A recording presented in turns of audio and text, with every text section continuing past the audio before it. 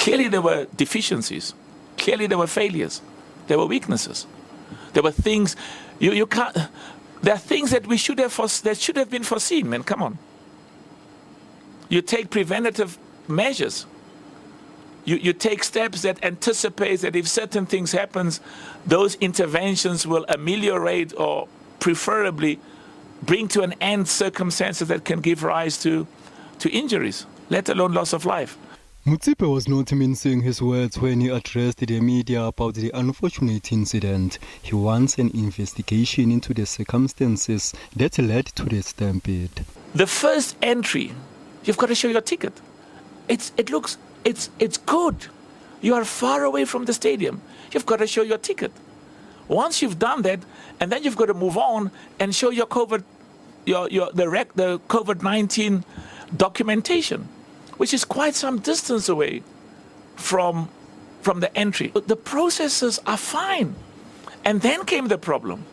This gate, which was supposed to be open, if that gate was open, we wouldn't have this problem.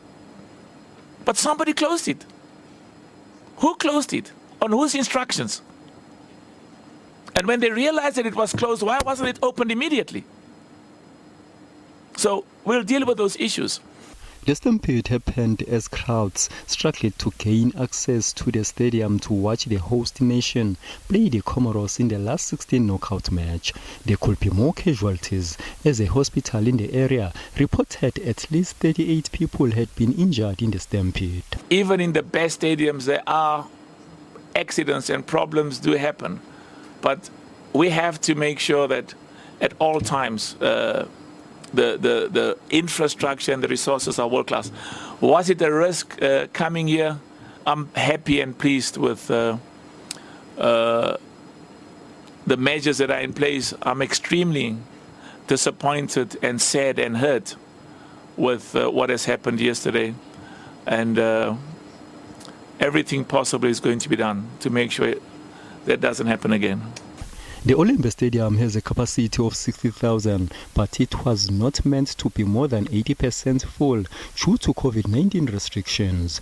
Officials said about 50,000 people had tried to attend the match.